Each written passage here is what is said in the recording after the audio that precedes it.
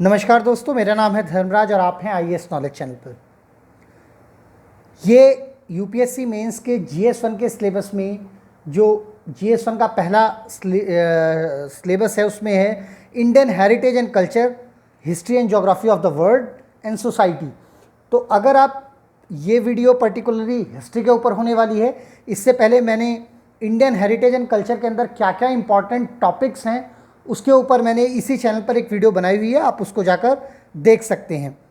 देखिए, तो मैं आज बात करूंगा सिर्फ और सिर्फ हिस्ट्री के बारे में, यानी हिस्ट्री इतिहास, और इसको मैंने 4 पार्ट में डिवाइड किया है।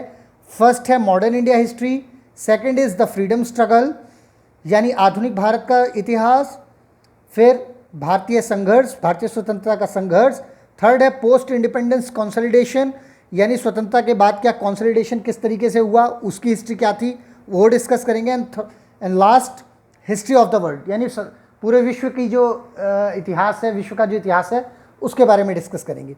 तो मैं अभी इस वीडियो में केवल ये 2 टॉपिक कवर करने वाला हूँ क्योंकि यही 2 काफ़ी लेंथी हो जाएंगे, modern India history and the freedom struggle. अगर ये 4 टॉपिक अगर हम अच्छे से कवर कर लेते हैं, जो मैं टॉपिक इसमें सब टॉपिक बताऊँगा, तो आपको मेंस के आंसर्स लिखने में काफ़ी आसानी होगी और आप पॉइंट्स को काफ़ी एनालाइज कर पाएंगे हिस्ट्री के पर्सपेक्टिव से। तो देखिए, सबसे पहले मैं डिस्कस करूंगा modern India history. Modern Indian history का मतलब है middle of the 18th century until the present, 18वीं सदी के मध्य से लेकर और अब तक का जो इतिहास रहा है उसके बारे में इसमें हम डिस्कस करेंगे। तो सबसे पहला पॉइंट है socio economic condition of the people, यानी उस समय के लोगों की कंडीशन क्या थी, स्थिति क्या थी सामाजिक और आर्थिक स्तर पर। उसके बाद हम बात करेंगे यूरोपियन पेनिट्रेशन ऑफ इंडिया, यानी जो यूरोप का पेनिट्रेशन था वो इंडिया के ऊपर किस तरीके से था, उसका इतिहास। उसके बाद British conquest of India, British यानी ब्रिटिश का जो इंडिया पर कॉन्क्वेस्ट था वो किस टाइप की उसकी हिस्ट्री थी, उसके बारे में डिस्कस करेंगे।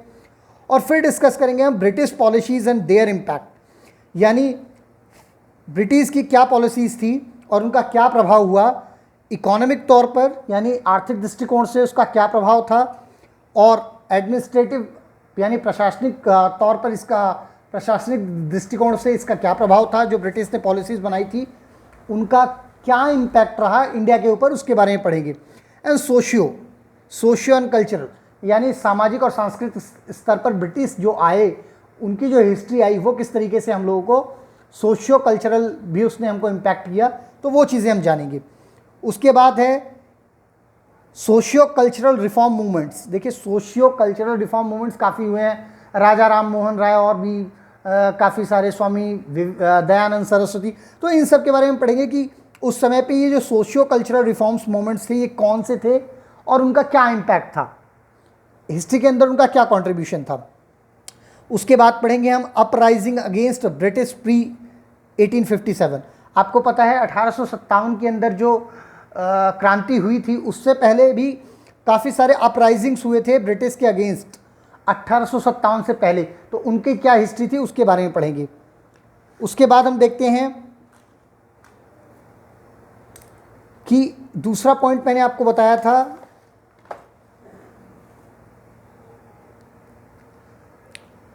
द फ्रीडम स्ट्रगल, तो इसको सबसे पहले मैं डिवाइड करता हूँ। 1857 तक तो हमने उस टॉपिक में पढ़ेंगे मॉडर्न इंडियन हिस्ट्री के अंदर में, और 1857 से लेकर 1947 सारा कुछ जो हुआ है वो हम पढ़ेंगे फ्रीडम स्ट्रगल के अंदर। तो देखिए, सबसे पहले फ्रीडम स्ट्रगल के अंदर हुआ रिवोल्ट ऑफ 1857, 1857 का विद्रोह। उसके बाद ये भी मैंने इसमें दूसरा है, ये भी 4-5 सब टॉपिक हैं, growth of nationalism in India, यानी राष्ट्रीयता का जो उदय हुआ था 1858 से लेकर और 1905 तक, ये एक ग्रुप में पढ़ेंगे। Growth of militant nationalism and revolutionary activities, यानी जो मिलिटेंट नेशनलिज्म यानी जो राष्ट्रीयता का उदय हुआ था मिलिटेंट के रूप में, और साथ में जो क्रांतिकारी एक्टिविटीज़ का उदय हुआ था 1905 से 1918 के बीच में। आपने सुना होगा भगत सिंह, राजगुरु, इन सब की जो एक्टिविटीज़ का इन्वॉल्वमेंट हुआ 905 टू 9018, उस पीरियड के बारे में पढ़ेंगे किस तरीके से क्रांतिकारी एक्टिविटीज़ इसमें काफ़ी बढ़ी और उदय हुई। उसके बाद हम पढ़ेंगे स्वदेशी एंड बायकॉट मूवमेंट, स्वदेशी और बायकॉट मूवमेंट। उसके बाद हम पढ़ेंगे सूरत का स्प्लिट क्या था, उसके बाद हमको पढ़ना है कि इंटरनेशनल इन्फ्लुएंस क्या था। ये सारी चीज़ें ग्रोथ ऑफ मिलिटेंट के जो सब टॉपिक हैं 1905 से 1918 के बीच में, ये इंपॉर्टेंट हिस्ट्री के पॉइंट ऑफ व्यू से इवेंट्स से उनको पढ़ेंगे। जैसे कि मैंने पहले बताया स्वदेशी and boycott movement, Surat split, international influence किस तरीके का था 905 टू 9018। उसके बाद मॉर्ले मिंटो रिफॉर्म्स क्या हुए उसके बारे में पढ़ेंगे। फिर हम पढ़ेंगे ग्रोथ ऑफ कम्युनलिज्म, यानी कम्युनलिज्म का ग्रोथ किस तरीके से हुआ वो पढ़ेंगे। उसके बाद देखिए डी पॉइंट है, मैंने पहला बताया आपको, दोबारा देख लीजिए। पहला बताया हम पढ़ेंगे रिवॉल्ट ऑफ 1857। फिर हम पढ़ेंगे growth of nationalism in India किस तरीके से हुआ 1858 टू 905। उसके बाद हम पढ़ेंगे कि मिलिटेंट नेशनलिज्म और रेवोल्यूशनरी एक्टिविटीज़ का जो 905 टू 9018 था वो कुछ किस तरीके का ग्रोथ उसमें हुआ। तो उसके अंदर जो सब पॉइंट है वो हमने पढ़े, स्वदेशी boycott movement, Surat split, international influence, Morley Minto reforms, growth of communalism. तो ये सारे 905 टू 9018 थे 1918 तक, 1905 से 1918 तक। उसके बाद देखिए बिगिनिंग ऑफ मास नेशनलिज्म, यानी राष्ट्रीयता का जो मास तौर पर जो बड़े स्केल पर उदय हुआ वो हुआ 1919 से 1939। और इसमें हम पढ़ेंगे, इसके सब टॉपिक हैं Mahatma Gandhi, his ideas and leadership, यानी उनके जो विचार थे और जो उनकी लीडरशिप, उनका जो नेतृत्व था उसके बारे में पढ़ेंगे। उसके बाद हम पढ़ेंगे मॉन्टेज चेम्सफोर्ड रिफॉर्म्स, मॉन्टेज की जो चेम्सफोर्ड रिफॉर्म्स जो आए थे उसके बारे में। उसके बाद हम पढ़ेंगे रॉलेट एक्ट क्या था, सत्याग्रह क्या था, और जलियांवाला बाग जो मैसेकर आपने सुना है वो क्या था। ठीक है, उसके बाद अभी मैं डिटेल में नहीं जा रहा कि रॉलेट एक्ट में क्या हुआ, सत्याग्रह में क्या हुआ, जलियांवाला बाग में क्या हुआ, ये सिर्फ सब टॉपिक हैं। इनको हम ये अभी आगे आने वाली वीडियोस में हम पढ़ना शुरू करेंगे।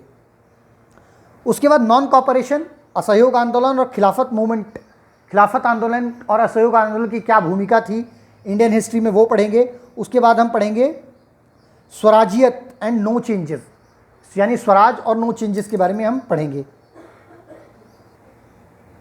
और उसके बाद हम पढ़ेंगे रेवोल्यूशनरी एक्टिविटीज़ क्या थी, क्रांतिकारी जो गतिविधियां थी वो क्या हुई। उसके बाद साइमन कमीशन कब आया और नेहरू रिपोर्ट, ये बहुत ही इंपॉर्टेंट है। Simon commission, Simon go back आपने सुना होगा, साइमन कमीशन क्यों आया, क्या कारण थे, क्या इम्पैक्ट रहा, ये सारी चीज़ें हम पढ़ेंगे, डिटेल एनालिसिस। उसके बाद सिविल डिसओबीडियंस मूवमेंट क्या था उसके बारे में पढ़ेंगे। उसके बाद है राउंड टेबल कॉन्फ्रेंस, आपने पढ़ा होगा कि राउंड टेबल कॉन्फ्रेंस क्या है, और नहीं पढ़ा तो हम आने वाली वीडियोस में ज़रूर पढ़ेंगे कि राउंड टेबल कॉन्फ्रेंस क्या था। उसके बाद हम पढ़ेंगे communal award and Poona act. Poona act बहुत इंपॉर्टेंट है, स्वदेशी, खिलाफत, नॉन कॉपरेशन, सत्याग्रह, ये सारे बहुत ही सिग्निफिकेंट इवेंट थे इंडिया की हिस्ट्री के अंदर, तो ये हमको पढ़ना पड़ेगा। साथ में कम्युनल अवार्ड और पूना एक्ट मैंने बता दिया। उसके बाद है कि जब हम ये सारे चीज़ें हो गए उसके बाद participation in election to central legislature, 1934 में जो इलेक्शन हुए उसके अंदर जो पार्टिसिपेशन को लेके हिस्ट्री थी वो क्या थी। उसके बाद हम पढ़ेंगे प्रोविंशियल असेंबलीज जो 1937 में हुई उसके बारे में, उसकी हिस्ट्री क्या थी। और लास्ट में पढ़ेंगे हम गवर्नमेंट ऑफ इंडिया एक्ट 1935 जो आया वो पढ़ेंगे। तो ये आपका एक पीरियड खत्म हो गया 1919 से लेके 1935 तक, 1937 तक। उसके बाद आता है, देखिए ई पॉइंट पे मैंने डिवाइड किया 1935 से लेके 1947 जब देश आज़ाद हुआ उसके बारे में पढ़ेंगे, टूवर्ड्स फ्रीडम एंड पार्टीशन। और आपको पता है 1947 के अंदर दो कंट्रीज़ डिवाइड हो गई, पहले एक इंडिया होता था, उसके बाद दो कंट्रीज़ बनकर उभरी, पाकिस्तान एंड इंडिया। तो उस टाइम पे नेशनल मूवमेंट क्या था ड्यूरिंग वर्ल्ड वॉर सेकेंड, विश्व युद्ध के समय पर जो नेशनल मूवमेंट था वो क्या था उसके बारे में, उसकी हिस्ट्री क्या थी वो पढ़ेंगे। अगस्त ऑफर क्या था वो पढ़ेंगे, इंडिविजुअल सत्याग्रह क्या था वो पढ़ेंगे, growth of communalism, peasant movement, उसके बाद है स्टेट पीपल स्ट्रगल, फिर है Cripps mission, very very important Cripps mission. इस पे मेंस के अंदर क्वेश्चन पूछा गया है, इससे चाहे डायरेक्टली और चाहे इनडायरेक्टली रूप में मेंस के अंदर अगर आप लास्ट 10 ईयर्स के क्वेश्चन पूछेंगे तो आप या तो महात्मा गांधी के आइडिया के बारे में चाहे आप ऐसे के अंदर देख लो और चाहे क्रिप्स मिशन के बारे में देख लो, आप क्वेश्चन आपको मिलेगा ही मिलेगा। इसके बाद जो लास्ट में है वो है उसके बाद क्विट इंडिया मूवमेंट क्या था और Wavell plan. Quit India movement तो आप सब जानते हैं, भारत अंग्रेजों छोड़ो, भारत छोड़ो आंदोलन, ये बहुत ही इंपॉर्टेंट था। उसके बाद है इंडियन INA, यानी ये जो सुभाष चंद्र बोस, इसके बारे में पढ़ेंगे। उसके बाद में है कैबिनेट मिशन बिठाया गया, आपको पता ही है जब दो कंट्रीज डिवाइड होने वाली थी तो एक कैबिनेट मिशन आया था। कैबिनेट मिशन क्या था वो पढ़ना इंपॉर्टेंट है। उसके बाद है nationalist upsurge post world war second, यानी नेशनलिस्ट जो राष्ट्रीयता का जो भाव है वो कई बार इंडिया के अंदर आया है। तो उसमें जो वर्ल्ड वॉर 2 के बाद जो अपसर्ज हुआ, अपसर्ज का मतलब होता है काफ़ी तेज़ी से वृद्धि होना है, एकदम पिकअप पकड़ लेना, वो क्यों हुआ, उसकी हिस्ट्री क्या थी, क्या कारण थे, वो सारी चीज़ें हम पढ़ेंगे। और लास्ट में इंडिपेंडेंस विद पार्टीशन। तो अभी इस वीडियो के अंदर मैंने सिर्फ आफ्टर 1857 टू 1947 केवल 90 सालों के अंदर जो इंपॉर्टेंट पॉइंट्स थे, सिग्निफिकेंट इवेंट्स थे, उनके बारे में, ये सब टॉपिक हैं जो हमको पढ़ने हैं मेंस के प्रोस्पेक्टिव से। आपको देख के लग रहा होगा कि बहुत ज़्यादा हैवी है, पर बहुत ही इंपॉर्टेंट एक्ट हैं, चाहे वो बहुत ही इंपॉर्टेंट हिस्ट्री के पॉइंट ऑफ व्यू से हैं। तो ये हिस्ट्री का एक सिलेबस है जिसमें सिर्फ अब मैंने हिस्ट्री के सिलेबस के अंदर के जो 2 पार्ट मेंस के अंदर इंपॉर्टेंट है उसके सब टॉपिक्स को यहाँ पे डिस्कस किया है। तो उम्मीद करता हूँ ये वीडियो आपको काफ़ी पसंद आएगी। आप इस वीडियो को लाइक करें, शेयर करें और कमेंट करें। तब तक के लिए, आने वाली वीडियो तक के लिए थैंक यू सो मच।